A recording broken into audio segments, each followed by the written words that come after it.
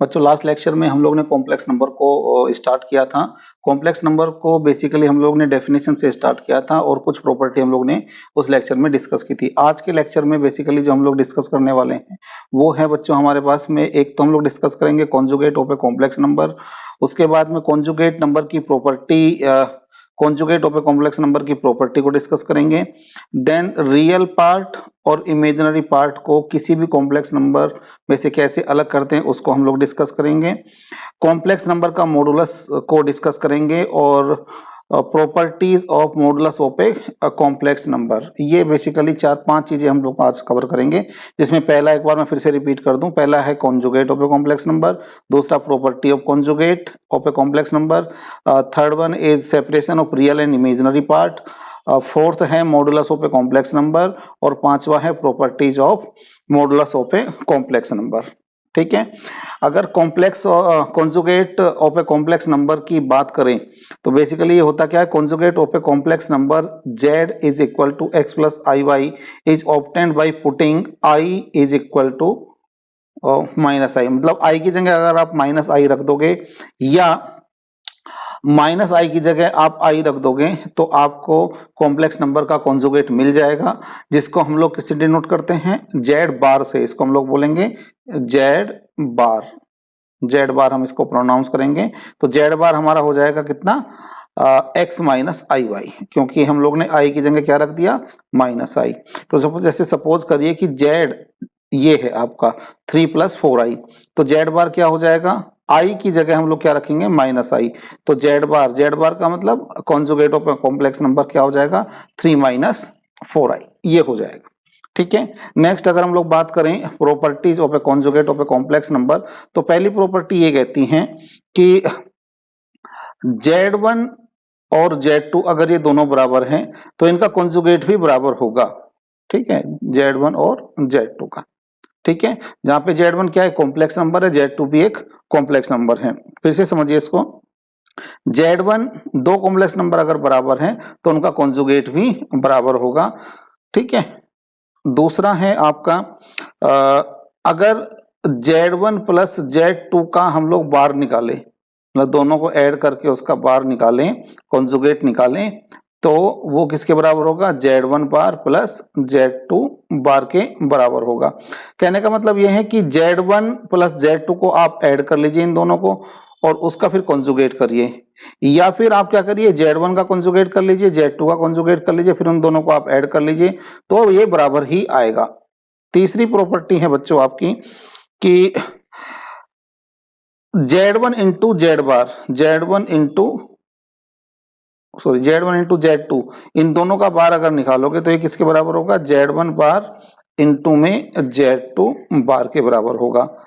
Fourth property है Z1 upon Z2 का whole bar, ये किसके बराबर हो जाएगा, Z1 बार अपॉन Z2 बार के बराबर होगा। ठीक है, ऐसे ही एक पांचवी प्रॉपर्टी है कि अगर Z है आपके पास में x प्लस आई वाई और Z बार क्या हो जाएगा, Z बार हो जाएगा x माइनस आई वाई, तो इनको अगर मैं ऐड करूं Z प्लस Z बार को, तो ये क्या हो जाएगा, x प्लस आई वाई प्लस x माइनस आई वाई, तो ये माइनस और ये प्लस, तो क्या मिल जाएगा 2x। कहने का मतलब किसी कॉम्प्लेक्स नंबर को अगर उसके कॉन्जुगेट के साथ ऐड किया जाए तो रियल पार्ट का दोगुना हम लोग को मिल जाता है। ठीक है, तो ये थी property of A conjugate of a complex number. ठीक है, ये बहुत जरूरी है, ये आपको आनी चाहिए। ठीक है, ये आपकी बहुत जरूरी है। ऐसे ही एक प्रॉपर्टी और है, सिक्स्थ प्रॉपर्टी, अगर मैं Z इंटू जेड बार करता हूं तो हमारे पास में आ जाएगा एक्स स्क्वायर प्लस के वाई स्क्वायर। ठीक है, आप चाहे तो एक एक प्रॉपर्टी को आप प्रूव भी कर सकते हैं। जैसे देखिए क्या है आपकी सेकंड प्रॉपर्टी है, सेकंड प्रॉपर्टी क्या कह रही है कि Z1 प्लस Z2 का बार। ठीक है, तो निकाल लीजिए, Z1 को आप मान लीजिए x1 प्लस आई y1 और Z2 को मान लीजिए आप लोग, Z2 को आप मान लीजिए x2 प्लस आई y2, तो इनको ऐड कर लीजिए, ऐड करोगे तो रियल पार्ट और रियल पार्ट को ऐड करोगे तो ये हो जाएगा आपका x1 प्लस x2 और इमेजिनरी पार्ट को ऐड करोगे तो i/1 प्लस i/2, तो i आ जाएगा कॉमन, तो y1 प्लस के y2। ठीक है, और ऐसे अगर आप देखो ये z1 प्लस z2 बार किसके बराबर होता है, z1 बार प्लस z2 बार के। तो z1 बार क्या हो जाएगा, x minus i/y1, x1 minus i/y1 plus z2 बार हो जाएगा x2, x बार है सॉरी, ये हो जाएगा माइनस i/y2। दोनों को ऐड कर लीजिए, ये हो जाएगा आपका x1 प्लस x2, और इधर आ जाएगा माइनस i को कॉमन ले लीजिए, हो जाएगा y1 प्लस के y2। अब यहाँ पे देखिए, यहाँ पर मैंने z1 प्लस z2 निकाला केवल अभी, ठीक है, लेकिन अगर मैं z1 प्लस z2 का इसका बार निकालूंगा तो i की जगह क्या हो जाएगा, माइनस i, तो हो जाएगा x1 प्लस के x2 minus i y1 plus के y2, इतना आ जाएगा। और आप इसको देख लीजिए और इसको देख लीजिए, दोनों बराबर हैं, इसलिए हम कह सकते हैं कि z1 प्लस z2 का जो बार है, जो कॉन्जुगेट है, वो किसके बराबर है, इसके बराबर है। ऐसे ही आप थर्ड, फोर्थ, फिफ्थ प्रॉपर्टी को, फिफ्थ प्रॉपर्टी मैंने बताई थी, और सिक्स्थ प्रॉपर्टी को भी आप इसको प्रूव कर सकते हैं। तो ये थी प्रॉपर्टी, काफी इंपॉर्टेंट प्रॉपर्टी है। इन प्रॉपर्टी के बेस पर आपके एग्जाम में क्वेश्चन अक्सर पूछा जाता है। जब हम लोग क्वेश्चन करेंगे पिछले 5 साल के, तो आपको लगेगा, महसूस होगा कि हाँ ये प्रॉपर्टी का यूज किया जाता है एग्जाम में। ठीक है, नेक्स्ट हम लोग बात कर लेते हैं separation of real part and imaginary part of a complex number. किसी भी कॉम्प्लेक्स नंबर में जो रियल पार्ट होता है, इमेजिनरी पार्ट होता है, उसको किस तरीके से हम लोग उसमें से रियल पार्ट और इमेजिनरी पार्ट अलग कर सकते हैं, देख लेते हैं। जैसे सपोज करिए कि एक कॉम्प्लेक्स नंबर है z is equal to a plus I B divided by C plus I D. तो अगर आपको इस टाइप के कॉम्प्लेक्स नंबर में से अगर आपको रियल और इमेजिनरी पार्ट को अलग करना है, तो आपको ये जो डिनोमिनेटर में लिखा हुआ है, डिनोमिनेटर, इसके कॉन्जुगेट से ऊपर नीचे मल्टीप्लाई करनी पड़ेगी। तो ये हो जाएगा आपका z is equal to a plus I B, और देखिए c प्लस आई डी का कॉन्जुगेट क्या हो जाएगा, c माइनस आई डी, और ऊपर नीचे आ जाएगा c प्लस आई डी और c माइनस आई डी। ठीक है, अब इनको आपस में मल्टीप्लाई कर लीजिए, तो ये आ जाएगा आपका ए सी, पहले a का मल्टीप्लाई करेंगे, c माइनस आई डी में, तो ए सी माइनस आई डी नहीं आएगा सॉरी, आई बाहर आएगा, ए डी आ जाएगा। फिर आएगा आपका प्लस आई बी सी और minus I square B D, और नीचे आ जाएगा बच्चों आपका, देखिए ये है a प्लस बी और a माइनस बी के फार्मूले से ब्रेक करेंगे, तो ये हो जाएगा जैसे a plus B into A minus B जो होता है वो होता है आपका a square minus B square के बराबर। तो ऐसे हो जाएगा c square minus I square और डी स्क्वायर, ये इतना आ जाएगा आपके पास। इधर से आ जाएगा आपका A C minus I A D plus I B C, I square होता है -1 के बराबर, तो माइनस और माइनस ये आ जाएगा प्लस, और ये हो जाएगा बी डी डिवाइडेड बाई आ जाएगा सी स्क्वायर। देखिए आई स्क्वायर होता है आपका -1 के बराबर, -1 और माइनस हो जाएंगे प्लस, ये हो जाएगा डी स्क्वायर। और ऊपर में से आप कर रही रियल पार्ट अलग कर लीजिए, तो हो जाएगा ए सी प्लस के बी डी और प्लस के आई को मैं बाहर कर लेता हूं, तो हो जाएगा B C minus A D divided by C square plus के डी स्क्वायर। तो ये आ जाएगा आपका A C plus B D divided by C square plus के डी स्क्वायर प्लस आई को कर लीजिए बाहर, और ये आ जाएगा B C minus A D divided by C square plus के डी स्क्वायर। ये अब ये जो कॉम्प्लेक्स नंबर दिया हुआ था ये वाला, इसमें अगर अब आप बड़ी आसानी से बता सकते हो कि रियल पार्ट क्या है। रियल पार्ट है आपका A C plus B D divided by C square plus के डी स्क्वायर, और इमेजिनरी पार्ट जो है वो है आपका B C minus A D divided by C square plus के डी स्क्वायर, ये पार्ट। तो याद रखना हमेशा इस टाइप का क्वेश्चन आपके एग्जाम में अक्सर पूछे गए हैं कि क्वेश्चन कॉम्प्लेक्स नंबर दे दिया जाएगा, आप लोग को उसमें आपसे पूछा जाएगा कि इसका रियल और इमेजिनरी पार्ट कैलकुलेट करिए, बताइए। तो उस क्वेश्चन में जो आप करोगे वो बिल्कुल ऐसे करोगे जैसे हमने यहाँ पे बताया है आपको। डिनोमिनेटर के कॉन्जुगेट से ऊपर नीचे मल्टीप्लाई करोगे, फिर मल्टीप्लाई करने के बाद में जो भी रिजल्ट आता है उसमें से आप रियल और इमेजिनरी पार्ट को कैलकुलेट करके बताना पड़ेगा आपको। बस यहाँ तक मैं आपको बताना चाह रहा था, दोनों ही बड़े इंपॉर्टेंट है, कॉन्जुगेट भी और सेपरेशन भी, ठीक है। नेक्स्ट आता है बड़ा इंपॉर्टेंट है, that is the modulus of a complex number.